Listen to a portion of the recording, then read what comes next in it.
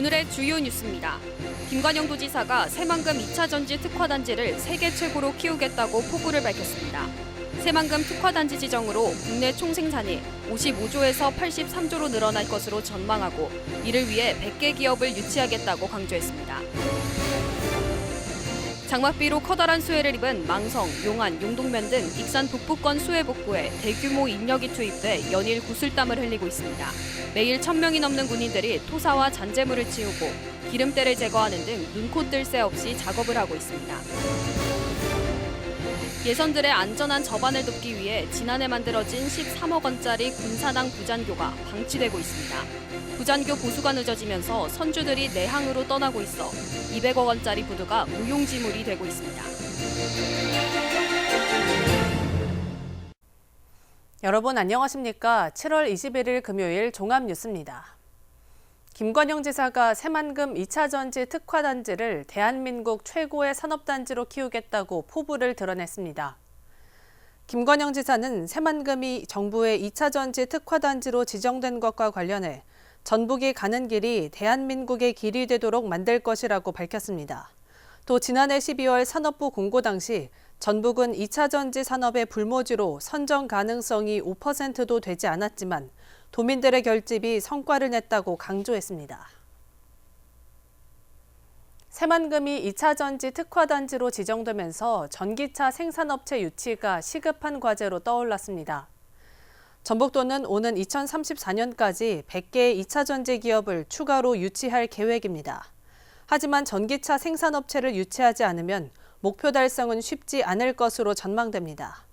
전기차 생산업체가 새만금에 입주하면 물류 비용을 줄이기 위해 2차 전지 완성품 제조 기업이 따라올 수밖에 없기 때문입니다. 새만금이 2차 전지 특화단지로 지정되면서 도내 막대한 파급 효과가 기대됩니다. 전북도는 지역 내 총생산인 GRDP의 경우 지난 2021년 55조 원에서 오는 2028년에는 83조 원으로 늘어날 것으로 분석했습니다. 도내 제조업의 GRDP도 같은 기간 33조 원으로 20조 원이 증가할 것으로 예측됩니다. 또 19조 8천억 원의 부가가치와 함께 20만 명의 일자리가 생겨날 전망입니다. 새만금 국가산업단지가 2차 전지 특화단지로 지정됨에 따라 군산대가 2차 전지 분야 인재 양성에 적극 나서기로 했습니다. 군산대는 2차 전지와 관련해 올해 첨단 분야 에너지 신산업 확보를 신설하고 내년부터 신입생을 모집할 예정입니다. 또 새만금 산단에 입주하는 2차 전지 기업 수요에 맞춰 관련 분야를 교육과정에 담아 기업 연계형 교육을 실시합니다. 2차 전지 특화단지로 새만금 등 4곳이 지정되면서 특화란 말이 무색하다는 지적이 나오고 있습니다. 전북도에 따르면 2차 전지 특화단지로 새만금과 경북 포항, 울산, 충북 청주가 선정됐습니다. 하지만 특화단지로 4곳이 지정되면서 2차 전지 산업 선점을 위한 지역 간 경쟁을 부추길 것이란 우려가 나오고 있습니다. 특히 새만금은 후발 지역이고 정부 지원이 분산될 것으로 보입니다. 최근 집중호우로 인해 익산시 망성, 용안, 용동면이 큰 피해를 입었습니다. 수해 복구를 위해 30도가 넘어가는 더운 날씨에도 군인들이 복구에 땀을 흘리고 있습니다. 김은서 기자입니다. 장맛비로 수해를 입은 익산 북부권에서 장병들의 수해 복구 작업이 한창입니다. 어지럽게 널브러졌던 비닐하우스의 기름과 잔여물들은 제거되어 있습니다. 비닐하우스 안에 있던 냉장고, 의자, 농기계들도 하우스 밖으로 옮겨져 있습니다. 지난 16일부터 복구에 힘써온 장병들 덕분입니다. 21일에는 35사단 580여 명, 7-11공수단 540여 명 등 1,200여 명이 복구 작업에 박차를 가했습니다. 장병들의 작업 시간은 무더운 날씨로 탄력적으로 이루어지고 있습니다. 주기적인 휴식과 부대별 작전 시간을 조율하고 있습니다.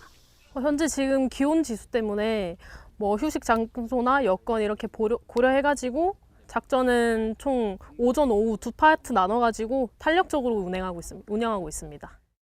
오전과 오후로 시간을 나눠 이재민들이 요청한 작업을 우선적으로 진행하고 있습니다. 피해를 입은 농가들의 모습을 보면서 군인으로서 할 수 있는 일이 이거밖에 없다는 것에 안타까움이 느껴지지만 제가 맡은 임무에 충실히 성실히 임하겠다는 마음이 듭니다. 대규모 군인력의 복구 작업 투입으로 수해 지역은 원상태로 되돌아가고 있습니다. KCN 김은서입니다. 익산시는 특별 재난지역 우선 선포에 따라 오는 31일까지 수해 피해 접수를 받고 있습니다. 시는 읍면동 행정복지센터에서 피해 접수를 받고 있습니다.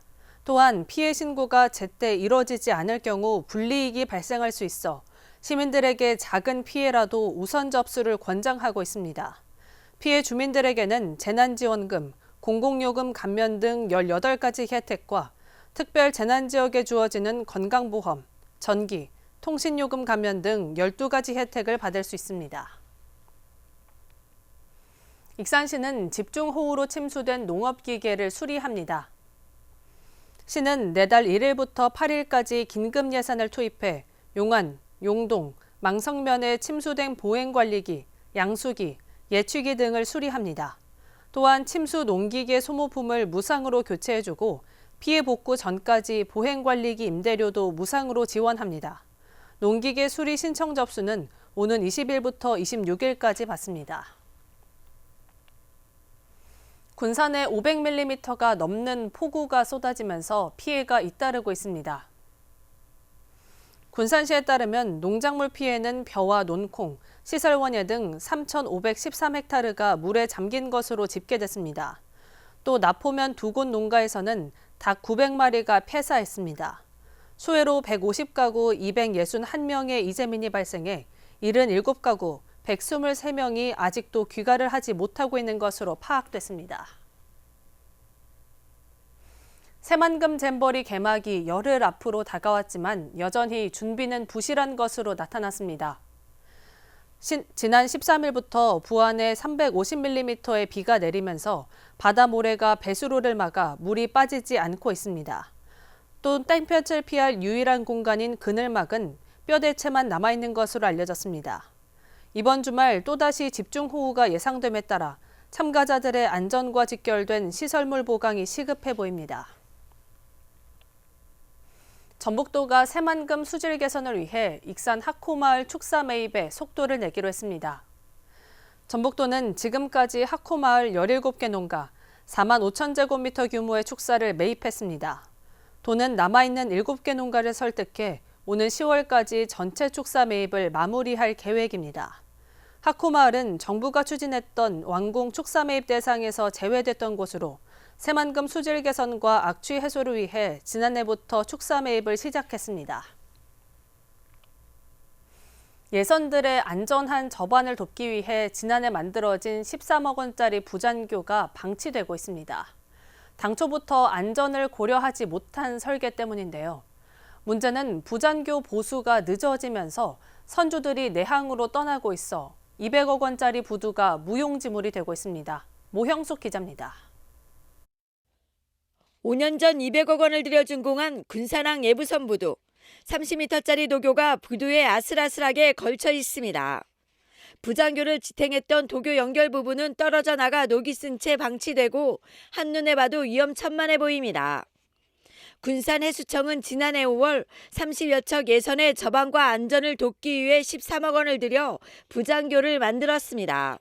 준설이 전혀 이루어지지 않으면서 수심이 얕아진 탓에 예선들이 정박할 곳을 잃었기 때문입니다.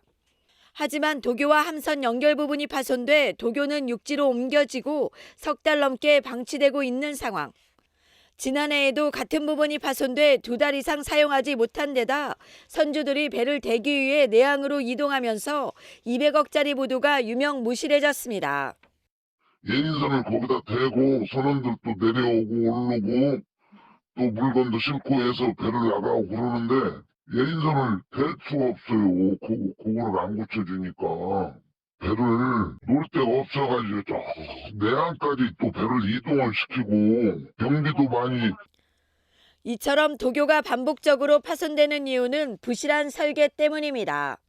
선주들은 부장교를 만들 당시 조수 간만의 차가 크기 때문에 바다 위에 파이를 박아 고정장치를 만들어달라고 주장했습니다.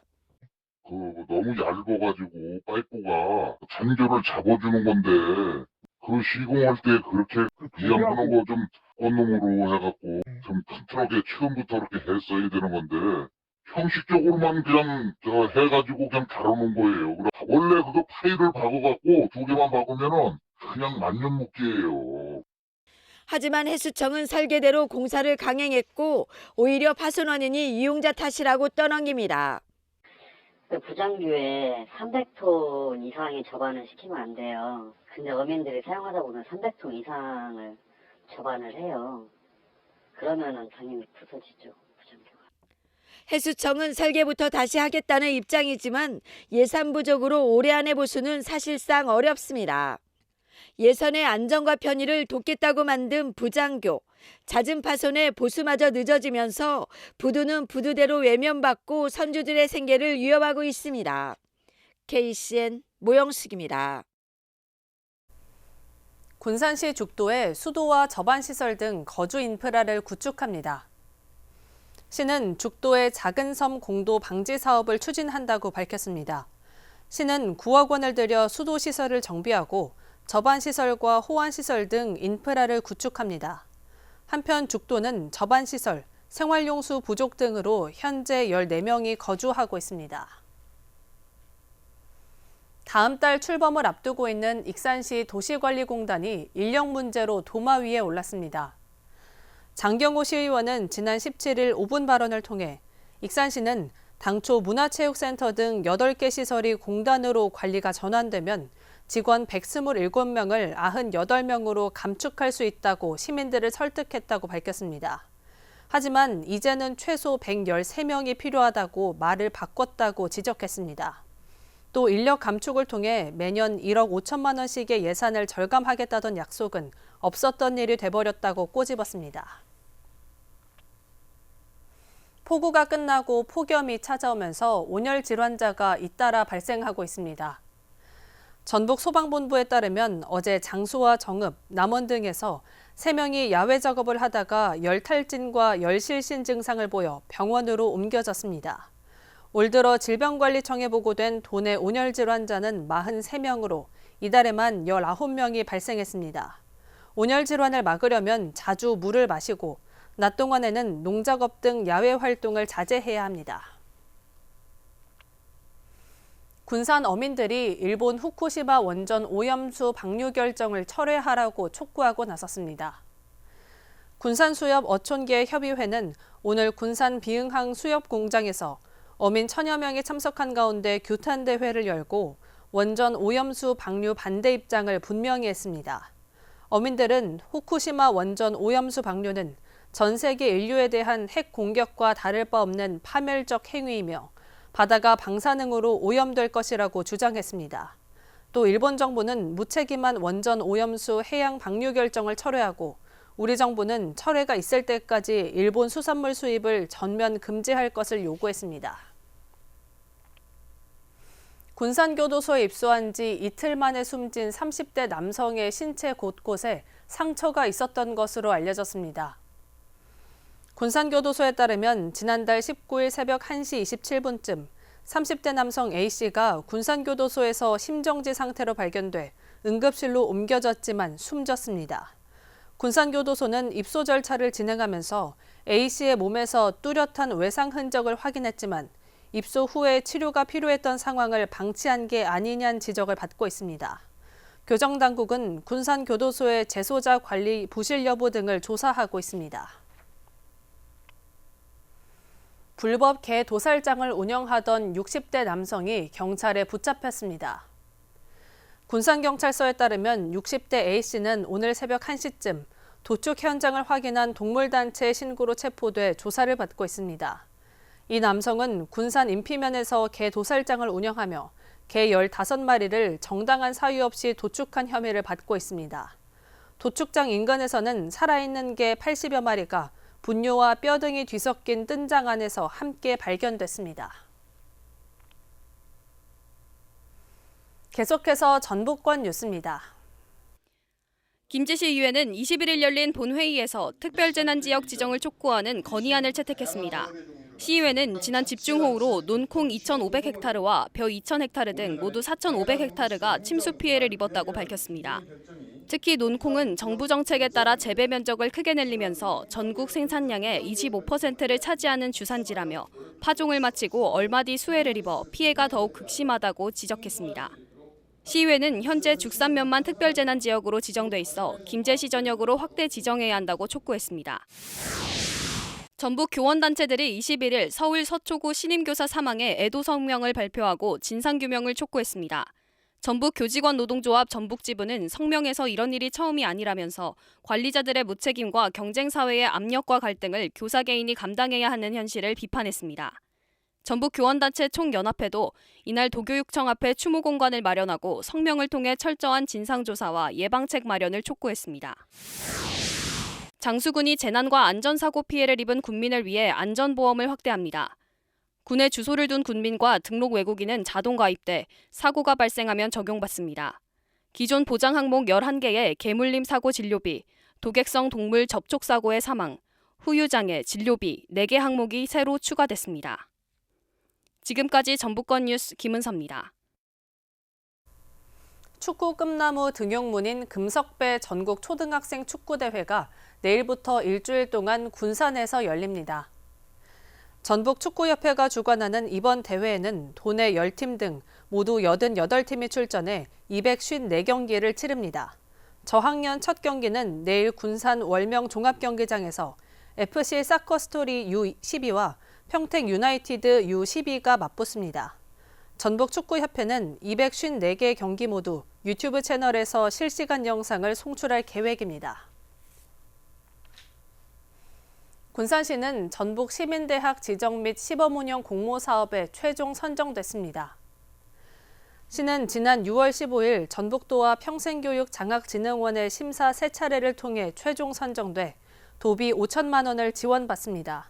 이번 사업에 선정된 도시민대학 군산지역 컨소시엄은 오는 9월부터 11월까지 군산대, 호원대, 군장대, 군산간호대 등 4개 대학교와 시 평생학습관에서 인문 역사 특화과정, 가족교육 및 힐링 프로젝트 등 13개 프로그램이 진행됩니다. 또한 시는 이번 사업을 통해 4개 대학교의 학습형 일자리도 창출하기로 했습니다. 집중호우로 피해를 입은 익산의 지적측량 수수료가 감면됩니다. 한국국토정보공사는 집중호우로 피해 복구가 필요한 특별 재난지역의 지적측량 수수료를 2년 동안 감면합니다. 공사는 추가로 선포되는 특별 재난지역에 대해서도 똑같이 감면 정책을 시행할 방침입니다. 주택과 창고, 농축산시설이 전 반파한 경우 지적측량 수수료 100%가 감면되고 피해 복구를 위한 지적측량 의뢰는 수수료를 50% 감면해줍니다. 다음은 우리 동네 소식입니다.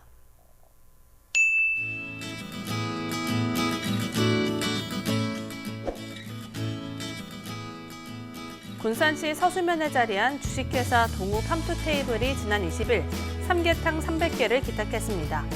동우 팜투테이블은 닭고기 전문 기업으로 매년 서수면에 이웃돕기 상품을 기탁해왔습니다. 이번에 기탁한 물품은 즉석조리 삼계탕으로 중복을 앞두고 지역의 취약계층에게 보양식을 대접하기 위해 후원했습니다. 익산시 왕곡면이 옛 왕궁 119 지역대 건물을 보수해 주민들을 위한 복합공간으로 새롭게 단장했습니다. 이곳에는 왕곡면 농민상담소, 왕곡면 자율방범대, 왕곡면 새마을부녀회가 입주할 계획입니다.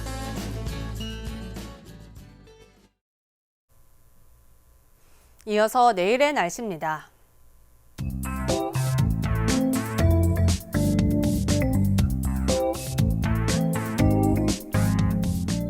내일 전북은 흐리고 저기압의 영향으로 낮부터 비가 내리겠습니다.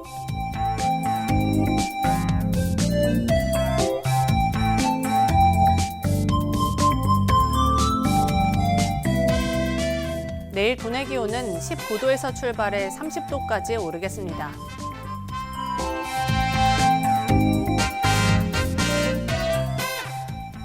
군산은 흐리고 비가 오는 가운데 29도까지 오르겠습니다.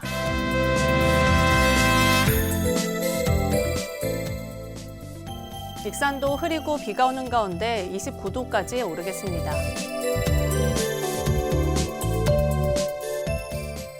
바다의 물결은 서해남부 먼바다에서 최대 2.5m로 다소 높게 일겠습니다. 날씨였습니다.